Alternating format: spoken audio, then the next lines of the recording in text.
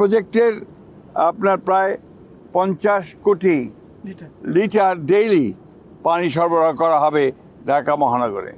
Surface water নিয়ে যাওয়ার জন্যে মেঘনা নদী থেকে এই পানি নিয়ে যাওয়ার জন্য এই প্রজেক্ট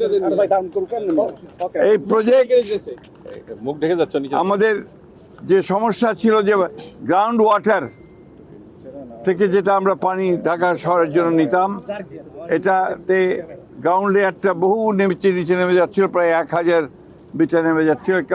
একটা ভয়াবহ একটা পরিস্থিতির সৃষ্টি হতে যাচ্ছে।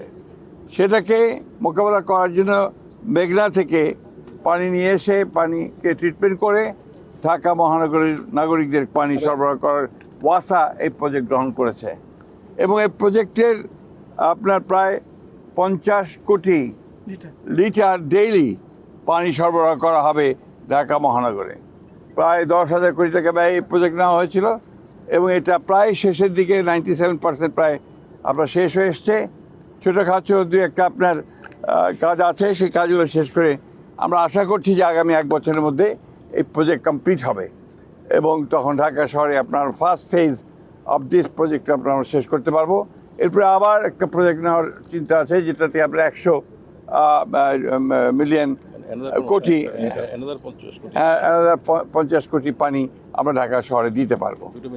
এটা দুটো মিলে 100 হবে এবং এইভাবেই আমাদেরকে আপনার সারফেস ওয়াটারকে ব্যবহার করতে হবে, আপনার ভূগর্ভস্থ পানিকে বাদ দিয়ে।